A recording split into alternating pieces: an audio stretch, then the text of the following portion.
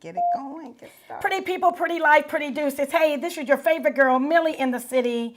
And I'm here with my beautiful co-host, J.V. Jones. And look, and welcome to our talk radio show, Connect the City. On this show, we're going to cover the entire gamut on relationships, politics in particular, of course, entertainment, celebrity news, and current events. And we're going to all connect it to the city. When somebody stops eating candy in our background, I swear, for God. I mean, can you hear it? So let's jump right in. I really do. I really do. It just on purpose, just to mess up the whole show. I got you. But it's okay. Y'all still here with us. Welcome to Connect the City, guys. We are Facebook Live. I'm really... I want to say I'm really excited, but I am really, really excited because we have put a call into the NRA with no return phone call. They did not want to be on the show, but I'm honored to say that I have Nathan, who is a gun shop owner. And Nathan, I want to welcome you to Connect the City and just first say we thank you for taking the time to even call us today and speak with us. Yes, we do. Thank you, Nathan. Not a problem. All right. And Nathan, I do want you to say hello. We've already spoken, but I want you to say hello to my beautiful co-host, J.V. Jones. I'm not beautiful, but thank you so much. She lying, Nathan. How are you, Nathan? All right. Good. Fine. So how are we going to, work the show? You and I've already discussed it, but we do have callers already in. It is an interactive show. Today, it won't be as interactive because I want you to be able to get out what you have to say, give us the facts, and we will be better for it. And basically, that's what we're going to do. And so we're going to jump right in. The topic of this show is, now, Nathan, if you have anything in the background as well, if you feel like you need to put yourself on mute, please do that. We want to give everybody a turn to talk, although you are a special guest. We're going to have a lot of people calling in. The last four digits of 5516. You're on with Connect the City. May we have your name? Good evening, ladies. This is Ed Farley. How are you? Well, good evening, Mr. Farley. How are you? Doing wonderful. Thank you. Great. Wonderful. Great. So we don't have to tell you that, but we do have to tell all the other callers on the line. JV and I we're really happy that Mr. Nathan has decided to give us a call. He's a gun shop owner, but we do want to show him respect. So this is a respectful show. Everybody has a right to speak their piece. Wouldn't you say that? Agree, JV? Of course. If you decide to interrupt or anything, we don't want to lose this caller, and so you will be muted. Would you agree with that, JV? Yeah, I get muted too, guys. And so the topic of the show is, I'm just kidding. We on Facebook Live, guys, so people are hitting us up and things like that. We want to tell our Facebook friends right now, JV, the number to call in to share your thoughts respectfully is 929-477. Go ahead, you do it sexier than I do. 477. See, if y'all saw her, she's doing like a cute little move. 477-3886. The topic of the show is too early to talk about gun control, yay or nay. So I would love to jump right in. We've already told them the number. Okay, did we not? JV, we told him the number. Yes. We're going to take a couple breaks. I would just love to jump right in. Ed Farley, please say hello to Nathan. He's a gun shop owner. He's a gun shop owner. Just say hello to him, please. Yes, Nathan. How are you, brother? I'm doing pretty good, sir. Wonderful. And for right now, I am going to put you on mute. You never are, but today we're going to do so and then ask questions and we'll come right back to you. Is that okay? That's fine. Right. I'm good with that. I got ya. Okay, so we have Nathan on the line. We want to talk just a little bit about gun control. The Republicans said that it was too early to talk about it. We're going to delve into why is it too early to talk about it. So I'm going to read a little something. And Nathan, after I read this statement, JV and I would love to hear your thoughts on this statement. Is that okay? Sure. Okay, so what I have here is gun violence is a leading cause of premature death in the U.S. Guns kill almost 30,000 people and cause 60,000 injuries each year. In the developed world, these levels of gun violence are uniquely an American problem. America is an exceptional country when it comes to guns. It is one of the few countries in which the right to bear arms is constitutionally protected. But America's relationship with guns is unique in another crucial way. Among developing nations or developed nations, the U.S. is far and away the most violent, in large part due to the easy access many Americans have to firearms. These charts and maps show, there were some charts and maps, and they show how the violence looks and compared to the rest of the world, why it happens, and why it's such a tough problem to fix. Nathan, I would like you to respond on that, but in the last 2 weeks, there's been a mass, am I saying it right, JV? A mass shooting? Massacre in Las Vegas. Can you talk to me about what I just spoke about, and what are your views on this massacre? Okay, number one, the U.S. is not one of the most violent. All you have to do is look at Venezuela and some of the South American countries, and their violence exceeds ours. And we talk about, and the main cause, when something terrible happens, to react instantly is a knee-jerk reaction, and you let emotions rule your thoughts. And when you let emotions rule your thoughts, you make improper and bad decisions. Okay. Number two, my idea is everybody's concerned about the human life. Is that correct? Yes. Yes, sir. Okay. So if we're concerned about human life, we should tackle those issues that have the most amount of deaths, correct? Yes, sir. All right. Heart disease, 633,000. Cancer, 595,000. Respiratory illness, 155,000. Accidents, 146,000. Strokes, 140,000. Alzheimer's, 110,000. Diabetes, 79,000. The flu, 57,000. Suicide, 44,193. Alcohol-related, 30,722, and that's excluding guns. And then the firearms death total, and this is from ATF, 33,594. That's a big number, isn't it? Yeah. Yeah, it is. All right, 21,386 of that are suicides.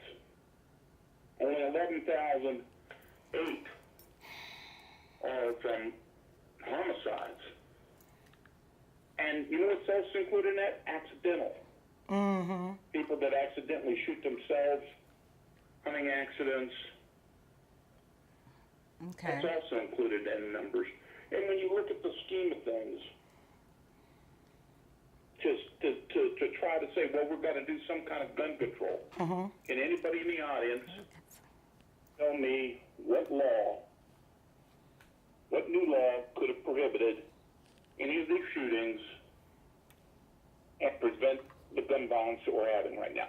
Tell me what law you want to propose and how you propose to enforce it and what your expectations, how this new law would be enforced.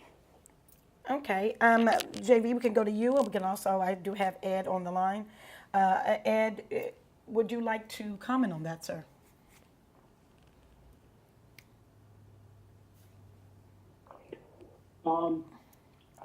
I see the point that he's making, but when you're talking stuff like, heart disease and stuff like that, that's not a situation to where it's killing somebody or to where it's considered a mass shooting or it's out to harm somebody. So to compare those numbers, I'm sorry, but that to me is the moot point.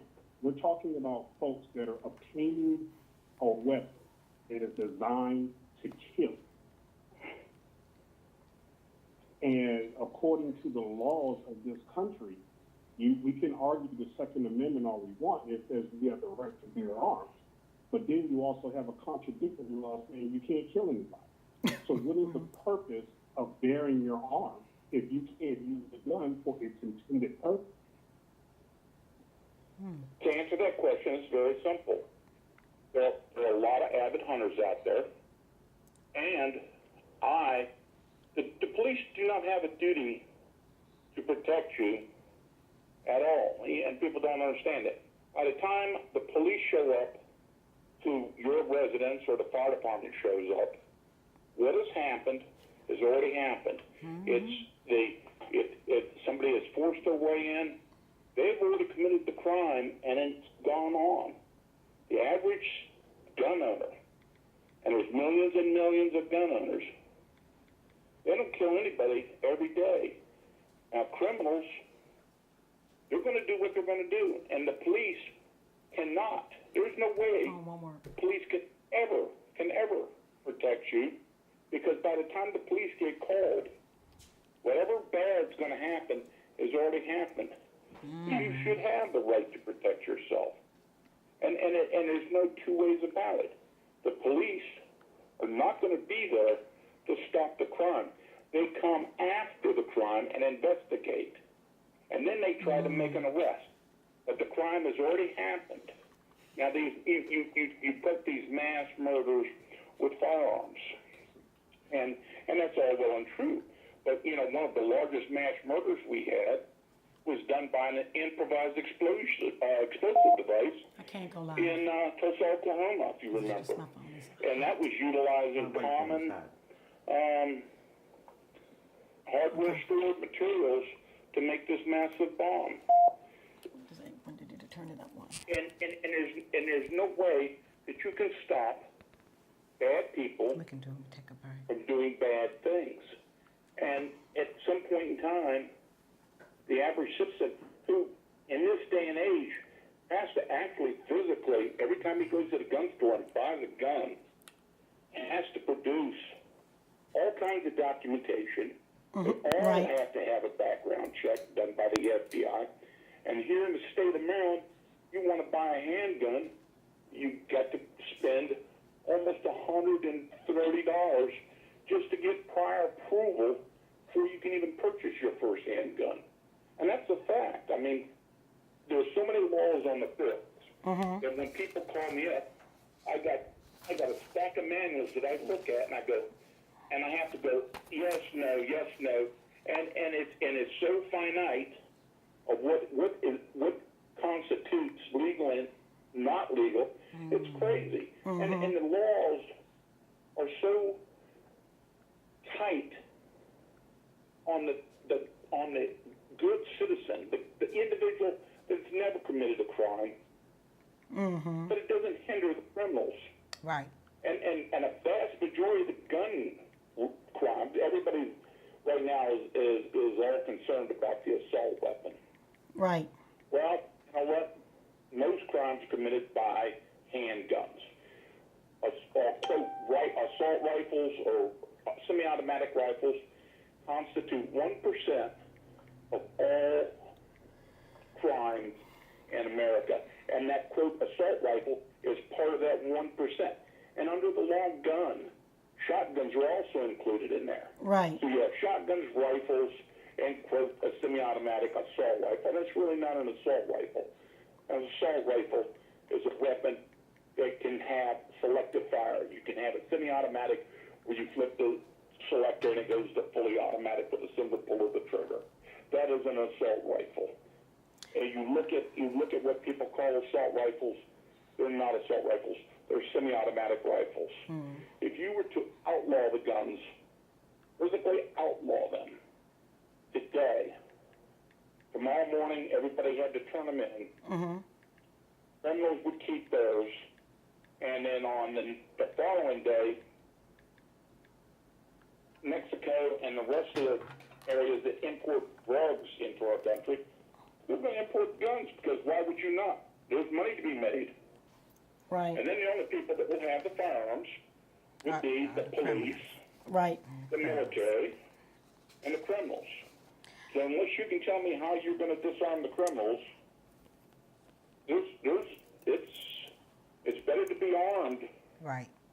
and not ever use it, and it just sat and collected dust, than to need a firearm and not have it. Gotcha. So what you're saying, sir, is that it's a catch-22. In order for us to be able to do that, you're going to have guns. Period. There is no good answer, okay? There's no good answer out there to prevent any of this. I mean, it just,